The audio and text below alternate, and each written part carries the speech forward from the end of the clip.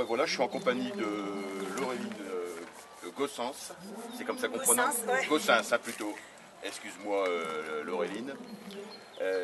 Qui nous vient d'Aix-les-Bains et donc qui remporte pour la deuxième année consécutive le 29 km du trail des Glaisins. Tout de suite, première question, Laureline, comment s'est déroulée cette course? Alors, comment elle s'est déroulée? Moi j'ai l'habitude de partir assez rapide au début pour mettre un peu en confiance. Donc ça s'est bien passé. À un moment donné, je me suis fait relancer un petit peu par Sandrine Motoros. Donc du coup, elle m'est repassée un petit peu devant. Et puis après, moi, j'ai l'habitude d'essayer de repasser pour essayer de regagner un petit peu sur la distance. C'est ce qui s'est passé, j'ai eu l'occasion de le faire à un moment donné. À quel moment à peu près tu te détaches de manière définitive? Je pense vers le 8e. Vers le 8e kilomètre, c'est-à-dire au niveau du premier ravitaillement? Parce que le premier ravitaillement est au kilomètre 8. Ouais, à peu près, à ce niveau-là. Ouais. Après, un petit peu après. Un petit peu après, ça doit être juste après le premier ravitaillement. D'accord, d'accord. Au mémorial, il y a un mémorial après, là, du capitaine Angeau.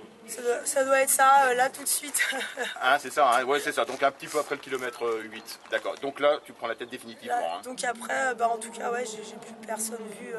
Toujours avec, elle était quand même pas assez derrière, hein, pas très très loin. Donc après, ouais, j'ai relancé pas mal et je me suis sentie plutôt bien avec quand même un manque de fraîcheur parce que moi je bosse dans le milieu du sport donc j'ai pas vraiment de récupération. Et voilà.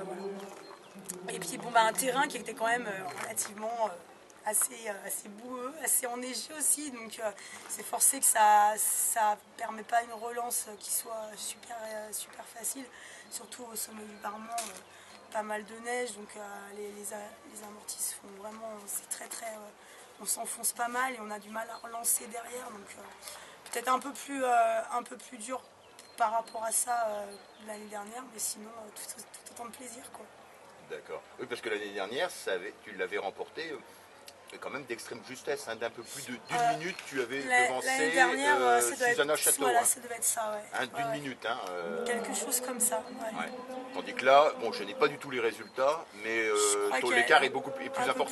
Un peu plus important. Derrière, je ne sais pas qui est derrière moi d'ailleurs, je n'ai pas du tout. D'accord, donc il faut dire que Laureline est une formidable trailleuse longue distance et également une grande marathonienne puisqu'elle a établi un record personnel l'année dernière au marathon de Paris en 2h59,06 et française, tu étais je crois que je devais être dans les 4 ou 5, française, hein, pas oui, française, non, internationale. Voilà, 4 ou 5e hexagonale, excusez du peu, et en trail longue distance, moi je dis, bon, alors là je ne sais pas comment tu peut-être nous en parler, hein, mais moi j'avais bien repéré sur la Ravis Trail où tu avais titillé une athlète qui est juste devant toi et qui n'est autre que Christelle De Waal.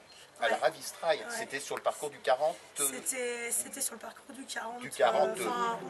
40. Je ne sais pas si c'était un peu plus, parce qu'il y a eu quand même un kilométrage assez particulier sur cette course-là. Ouais. Et puis surtout des conditions de chaleur qui étaient juste horribles. Donc effectivement, j'étais pas très loin de Christelle.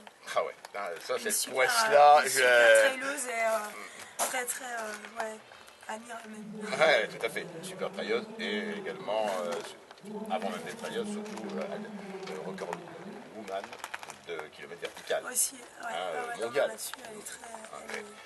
Et alors, cette année, tu peux nous parler justement de ton programme. Est-ce qu'il y aura des changements par rapport à l'année dernière? Enfin, est-ce que tu vas toujours alterner marathon, route avec trail longue distance? En fait, je devais faire le marathon de Paris demain. Et puis ça n'a pas été possible au niveau professionnel, j'ai pas pu trop me libérer.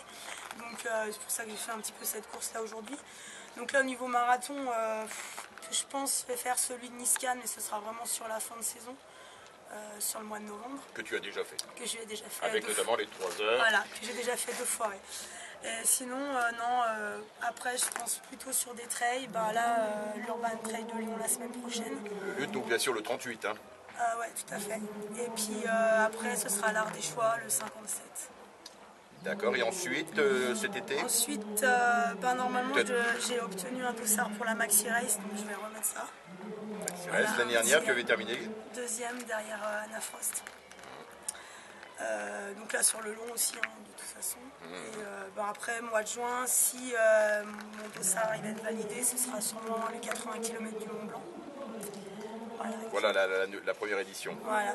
Et puis après, en fonction de tout ça, on verra comment expérience pour l'été et ben, avec ce projet donc, de faire la Street Tarentaise aussi. Et, hein. Puis après, bon, j'ai un projet quand même trop particulier pour le lit Templier. Voilà. Ah, donc bien sûr la grande course des Templiers. Ouais. Le 72, hein. Non, je pense pas Ah, que ce sera l'autre. ce sera pas le... Si, c'est 72. Si, Le c'est 72, oui, Ouais, l'épreuve reine. parce Hein, qu'il y a un ultra aussi. Il y a un ultra, non, mais l'épreuve reine, hein, d'accord. Ouais. D'accord, que tu n'as jamais... que tu Si, vas y... en fait, tu l'as déjà fait je l'ai relancé cette année, mais j'ai dû couper en milieu de parcours parce que pas dedans et puis blessure au niveau de la cheville. Donc, Ça te dit rien de t'inscrire dans un club FFA, comme beaucoup font, Alors, pour que tu puisses, t'as compris ma question, en fait, tu vois, t'es ouais, officier tout à fait. déjà. Non, il y a une D'accord. raison à ça, c'est que moi je suis prof de fitness. Donc en fait, au niveau sport, c'est limite du 7 sur 7. Donc pour les entraînements, c'est très difficile de pouvoir m'allier en fait dans un club de course. C'est la seule et unique raison pour laquelle je ne le fais pas. C'est que c'est difficile après de pouvoir s'entraîner avec les personnes en question, de pouvoir se rallier par rapport à ça. Parce que c'est vrai que... bon, et puis ben voilà, après si, pourquoi pas courir après un jour pour Enfin, un Laureline, club. Hein. Mais, de mon point de vue, hein, tu peux le mettre en brèche. Je connais pas mal d'athlètes qui portent les couleurs d'un club FFA, mais ils s'entraînent de leur côté. Le club est d'ailleurs très éloigné de leur domicile, ils n'y vont jamais. Ils le font, en fait, tu as compris pourquoi, ils le font en priorité pour pouvoir disputer le TTN, par exemple, long, ou le championnat de France de course de montagne, ou le championnat de France de trail longue distance qui va avoir lieu le premier championnat. Là. On m'a peut-être pas encore approché, j'en sais rien. En fait, j'ai peut-être pas fait la démarche toute seule, mais c'est vrai que... Plutôt qu'Aix-les-Bains, par exemple, il y a un club là. Ouais. Mais moi, je bosse sur Annecy. Hein, ah, tu bosses sur Annecy, d'accord. Ce sera là-dessus peut-être un peu différent, effectivement. D'accord. Parce que donc ton boulot, là, tu dis, est très très prenant et... c'est surtout physique, en fait. Ouais, c'est ça. Du sport tous les jours. Tu disais 7 jours sur 7, c'est ça? Non, mais je bosse pas 7 jours sur 7, mais en fait, quand je travaille pas, je m'entraîne. Donc au niveau sport, la récupération, elle est minime. On essaie de l'optimiser comme on peut, mais... Et puis la priorité, c'est quand même de ne pas se blesser non plus. Hein. D'accord. Laureline, tu as quelque chose à ajouter? C'est bon? Bon pour moi. Donc, merci, c'est nous qui te remercions. Merci.